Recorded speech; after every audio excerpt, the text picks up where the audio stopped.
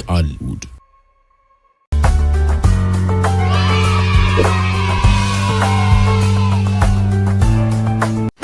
ተረት መታተኛው ተራራ በጥንት ጊዜ ጫፉ ላይ በወርቅ የታነጸ ውብ ቤተ መንግስት የሚገኝበት አንድ ግዙፍ የመስታወት ተራራ በአንድ አካባቢ እንደነበር ይተረካል። ይህ ተራራ በሚያስገርም ሁኔታ ዳር እስከ ዳር በተፈጥሮ መስታወት የተሸፈነ ነበር። ይህንን ግዙፍ ተራራ በቀን ማየት አይቻልም። ከተራራው ንጣፍ ላይ የሚነሳው ነጸብራቅ ዓይንን ያጭበረብራል። በግዙፉ ተራራ ላይ በሚገኘው በዚያ ውብና አስደናቂ ቤተ መንግስት ፊት ለፊት አንድ ትልቅ ዛፍ ከሩቅ ይታያል። ይህ ዛፍ ወርቃማ ፍሬዎችን ያንዘገዘገ ድንቅ የፖም ዛፍ ነው። ተራራውን እንደምንም ሞቶ እዚህ አካባቢ መድረስ የቻለ ሰው ከዚያ ድንቅ የፖም ፍሬ ላይ አንዱን ፍሬ ቀጥፎ ይዞ ያለምንም ችግር ወደ ቤተ መንግስቱ መግባት ይችላል። ይህም ፖም ፍሬ የቤተ መንግስቱን በር አልፎ ለመግባት እንደ ትልቅ ዋስትና ይቆጠራል። ያልያዘ ሰው ግን ምንም እንኳን አስቸጋሪውን ተራራ ወጥቶ እዚያ ቢደርስም በቤተ መንግስቱ ደጃፍ ላይ የሚተኛው አስፈሪ ድራጎን ወደ አካባቢው እንዲጠጋ ፈጽሞ አይፈቅድለትም። ደፍሮ የሚጠጋ ካለ ውድ ሕይወቱን ያጣል። በዚህ ውብ ቤተ መንግስት በአንድ በብርና በወርቅ በተንቆጠቆጠ ክፍል ውስጥ አንዲት እጅግ ውብ የሆነች ልዕልት ትኖራለች። ልዕልቲቱ ውብ ብቻ ሳትሆን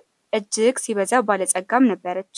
የእርሷን ያህል ሀብት ያለው ሰው በምድር ላይ አይገኝም። የዚህች ልዕልት ሀብት ተከማችቶ የሚገኘው በቤተ መንግስቱ ስር በሚገኘው ምስጢራዊ ምድር ቤት ውስጥ ነው። ይህንን ሁሉም ሰው ያውቃል። ምስጢራዊ ምድር ቤት በአልማዝ በወርቅና በከበሩ ድንጋዮች ታጭቋል። ከሁሉም የሚያስገርመው ግን ቤተ መንግስቱ የተነጸበት ቁሳቁስ ነው። በዚህ አስደናቂ ህንፃ ላይ ድንጋይ፣ አሸዋ፣ ኖራ በጭራሽ አገልግሎት ላይ አልዋሉም። የቤተ መንግስቱ መሰረት፣ ግድግዳዎች፣ ምሰሶዎች በሙሉ በወርቅና በብር ታንጸው የቆሙ ናቸው። አይገርምም? በዚያ ዘመን በዚህ አስደናቂ ቤተ መንግስት ትኖር የነበረችው ውብ ልዕልት እጅግ ዝነኛ ነበረች። በዘመኑ ልዕልቲቱን እጅግ ዝነኛ ያደረጋት ውበቷና የሀብቷ ብዛት ነበር። ያንን አጽናፍ ከአጽናፍ ይነገር የነበረውን ዝናውን የሰሙ በርካታ መሳፍንትና መኳንን ከሩቅ ሀገር የተነሱ ወደዚህ ስፍራ ይመጡ ነበር። እነዚህ መሳፍንትና መኳንንት በፈረሳቸው ኮቴ ላይ ሚስማር እያስመቱና ብረት ደርበው እያሰሩ በሚያንሸረትተው የመስታወት ተራራ ተጉዘው ልዕልቲቱን ለማግኘት በተደጋጋሚ አስፈሪና አደገኛ ሙከራ አድርገዋል። ይሁን እንጂ አንዳቸውም ሲሳካላቸው አይታይም። ጥቂቶቹ ብቻ ወደ ተራራ ወገብ መድረስ ችለዋል። ይሁን እንጂ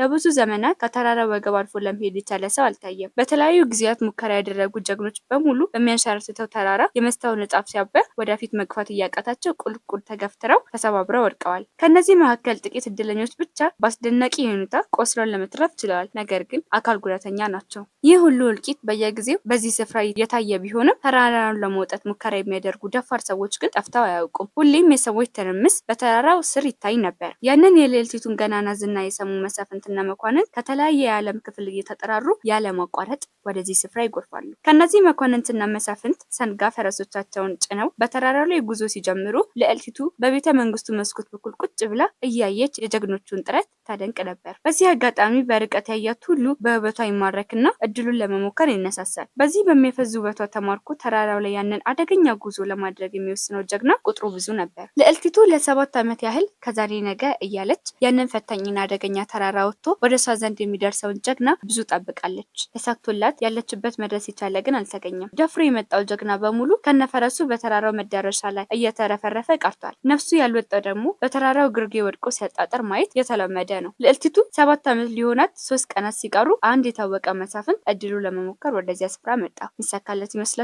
ይህ መስፍን ወርቃማ ጥሩር ለብሶ በሰንጋ ፈረሱ ላይ ተቀምጧል። ዝግ ባለ ፍጥነት እየጋለበ በተራራው ግርጌ ደረሰና ፈረሱን እየኮለኮለ በከፍተኛ ወኔ ሽቅብ ሽምጥ ይጋልብ ጀመር። ይህ መስፍን በፈጣን ሁኔታ እየጋለበ ከተራራው ግብ ላይ ደረሰ። ሁሉም ያደርጉታል። ነገር ግን ከዚያ ወዲህ መግፋት አልቻለም። ፈረሱ መለሰና ዝግ ብሎ ብዙም ሳይቸገር ወደ ረባዳው መሬት ተመለሰ። ያ መስፍን ተስፋ አልቆረጠ። በሚቀጥለው ቀን እንደገና ሙከራ ለማድረግ ወደዚያ ስፍራ መጣ። አሁንስ ይሳካለታል? በዚያ በሁለተኛ ሙከራ የተንደረደረው ባለፈው ከተነሳበት ቦታ ነበር። አሁንም እንደባለፈው ጊዜ ፈረሱን ኮለኮለና በተነጠፈው መስታወት ላይ ሜዳ ላይ እንደሚጋልብ ሁሉ ላይ ሽቅብ እየተወረወረ ሽምጥ ይጋልብ ጀመር። በዚያ የነበሩ የሀገሩ መሳፍንትና መኳንንት በሙሉ ይህንን ትንግርት በመገረም አፋቸውን ከፍተው መከታተል ያዙ። በዚህ አይነት መንገድ ከቀጠለ ወደ ፖሙ ዛፍ በጥቂት ደቂቃዎች መድረስ አያዳግተውም። ይሁን እንጂ ወደ ፖሙ ዛፍ ይቃረባል ተብሎ ሲጠበቅ በድንገት ከየት መጣ ሳይባል አንድ እጅግ ግዙፍ የሆነ አሞራ ሀገር የሚያህል ክንፉን ዘርግቶ ሲበር ከተፍ አለ። ያ ግዙፍ አሞራ እንደደረሰ በፈረሱ ዓይን ላይ ያንን ሰፊ ክንፉን አንድ ቢያሳረፍበት ፈረሱ አቅጣጫ ስቶ ተሽቀንጥሮ ወደቀ።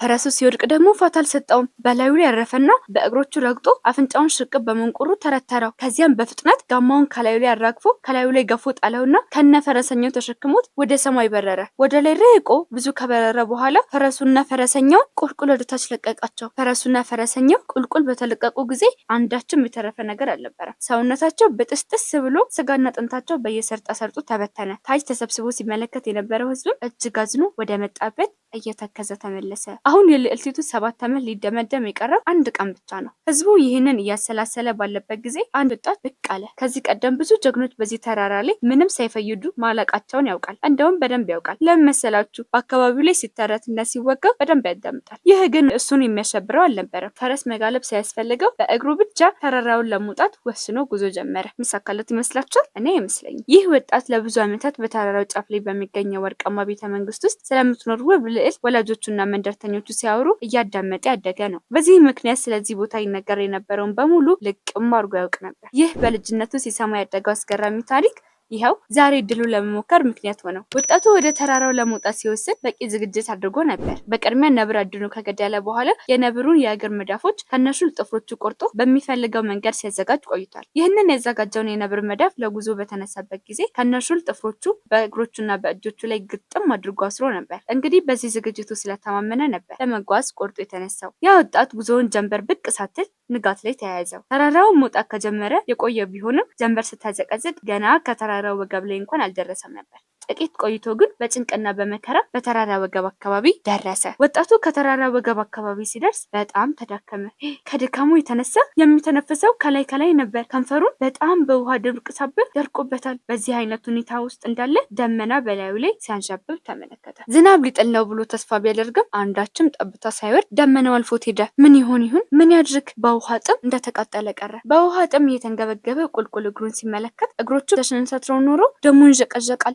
ከባድ ነው። ለእግሮቹ ፋታ ለመስጠት አስቦ በእጆቹ የተረዳው ሽቅም መውጣቱን ቀጠለ። ምሽቱ ሲቀረብ እንደምንም ብሎ ቀና አለና ወደ ተራራው ጫፍ ተመለከተ። የተራራውን ወገብ አልፎ ወደ ቤተ መንግስቱ የተቀረበ ነው። የእፎይታ ስሜት እንደተሰማው ምን ያህል ርቀት እንደተጓዘ ለማወቅ አንገቱን ዘቅዝቆ ቁልቁል ተመለከተ። አንገቱን ዘቅዝቆ ቁልቁል ሲመለከት ያየው ነገር እጅግ አስደንጋጭ ነበር። እርሱ ከሚገኝበት ቁልቁል ወረድ ብሎ በከፊል የበሰበሰ ሰውና የፈረስ ሬሳ አካባቢውን አጨናንቆት ይታያል። አያስፈራም ልጆችዬ? ይህንን መታተኛ ተራራ ለመውጣት የሞከሩ ሰዎች ሁሉ ያጋጠማቸው ክፉ ጣፍንታ መሆኑን ለመገንዘብ ጊዜ አልፈጀበትም። እሱም ይሄ ጣፍንታ ያጋጠመው ይሆን እንዴ? እስቲ አብረን እንከታተል። አሁን አካባቢውን ፍጹም ጸጥታ አውጥቷል። አልፎ አልፎ ብቻ ከዋክብት ከተራራው ባሻገር ብልጭ ሲሉ ይታያሉ። ያ ምስኪን ወጣት ግን በእጆቹ እየቦጠጠ አሁንም ወደ ተራራው ጫፍ ለመድረስ እየተውተረተረ ነው። በመካከሉ ጉልበቱ ከዳውና ድንገተኛ የሆነ የተስፋ መቁረጥ ስሜት በውስጡ ነገሰበት። ብዙም ሳይቆይ ያለበትን አደገኛ ሁኔታ የዘነጋ ይመስል ከየት መጣ የማይሉት እንቅልፍ ተጫጫነውና እዚያው ድፍት እንዳለ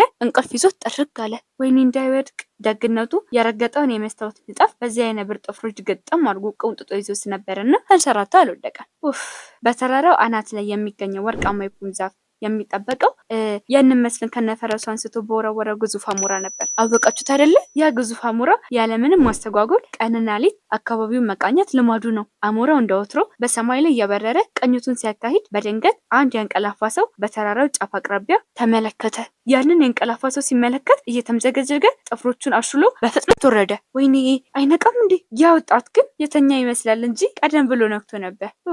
አስቀድሞ ነክቶ የአሞራውን መቃረብ ይጠባበቅ ነበርና አሞራውን በሁለት እግሮቹ ተቀም አድርጎ ሲይዘው እርሱም በፈንታው የአሞራውን እግር በሁለት እግሮቹ የነፍሱን ግጥም አድርጎ ጨብጦ ያዘው። ያልጠበቀው ነገር ያጋጠመው ያ ግዙፍ አሞራ በጣም ደንግጦ ወጣቱ እንደተሸከመ ወደ ላይ ተነሳና በቤተ መንግስቱ ዙሪያ ያንዣብብ ጀመር። ወጣቱ ብዙ አልተሸበረም። በቆራጥነት እግሩን ግጥም አድርጎ እንደያዘ ያንን የሚያንጸባርቅና የሚያብረቀርቅ ትንግርተኛ ቤተ መንግስት ቁልቁል ይመለከት ጀመር። ፍንትው ብላ የወጣችው ጨረቃ ቤተ መንግስቱን አድምቀው ነበር። በዚያ ደማቅ ቤተ መንግስት መስኮት በኩል ክዝ ብላ የተቀመጠችው ያችን ልዕልትን አያት። አሞራው ግን ማንዣበቡን ቀጥሎ ነበር። እያንዣበበ ወደዚያ የፖም ዛፍ ሲቃረብ ወጣቱ በወገቡ የታጠቀውን ስል ቢላ አውጥቶ የአሞራውን ሁለት እግሮች አንድ ሰንዝሮ ቆርጦ ጣላቸው። እስካሁን እንደዚህ አይነት ድፍረት ያደረገ መስፍንና መኳንንት አልነበረም። ይሄ ወጣት የተሳካለት ይመስለኛል። የአሞራው እግሮች ሲቆረጡ አሞራው በድንጋጤ ሽቅብ ወደ ሰማይ ወጣ። ወጣቱ ደግሞ በተቃራኒው ቁልቁል ተምዘግዝጎ በፖሉ ዛፍ ቅርንጫፎች ላይ አረፈ። ወጣቱ ቅርንጫፉ ላይ ተደላድሎ ከተቀመጠ በኋላ በሰውነቱ ገብቶ የቀረውን የአሞራውን ጥፍር ፈልፍሎ አወጣና በቁስሉ ቁስሉ ላይ አንዱን ወርቃማ የፖም ፍሬ ቆርጦ ልጣጩን ቀስ ብሎ አሰረበት። ያ የፖም ልጣጭ የታሰረበት ቁስል በአንድ ጊዜ ሻረና ወጣቱ ፍጹም ጤነኛ ሆነ። ደስ አይልም? ከዚህ በኋላ ያ ወጣት በደስታ ተሞልቶ የቻለውን ያህል ወርቃማ የፖም ፍሬዎች ቀጥፎ ከዛፉ ላይ ወረደና ወደ ቤተ መንግስቱ አመራ። ቤተ መንግስቱ ይጠበቅ የነበረው በዚህ አስፈሪ ግዙፍ ድራጎን ነበር። ለዚህ ድራጎን ከነዚህ ወርቃማ የፖም ፍሬዎች መካከል አንዱን ሲወረውርለት ፍሬውን ተቀበለና ከአካባቢው ተሰወረ። ድራጎኑ ሲሰወር የቤተ መንግስቱ በር ወለል ብሎ ተከፈተ። ወጣቱ በሩን አልፎ ሲገባ አጥር ግቢው እጅግ በተዋቡ መልካም መዓዛ ባላቸው አበቦችና ዛፎች ተሞልቶ ተመለከተ። በሰገነቱ ላይም ያቺ ውብ ልዕልት ከናጀቧ ተቀምጣ ትታያለች። ያቺ ውብ ልዕልት እንዳየችው እየሮጠች መጥታ የሞቀ ሰላምታ አቀረበችለት። ወጣቱ ተሳካለት። ብዙም ሳይቆይ ወጣቱና ልዕልቲቱ በጋብቻ ተሳሰሩ። ከጋብቻቸውን በኋላ ያላትን ሀብት በሙሉ አስረከበችውና በአንድ ጊዜ እጅግ የናጠጠ ሀብታም አደረገችው። ለወጣቱ ልዕልቲቱን ራሱንና ሀብቱን ይዞ ከተራራው መውረድ የማይሞከር ነበር። በዚህም ምክንያት ከተራራው ወርዶ ከዘመዶቹ፣ ከወዳጆቹ፣ ከጓደኞቹ ጋር ዳግመኛ መገናኘት ሳይችል ቀረና በዚያ ስፍራ ከልዕልቲቱ ጋር ተወስኖ ይኖር ጀመር። ተረቴን መልሱ፣ አፌን በዳቦ አብሱ።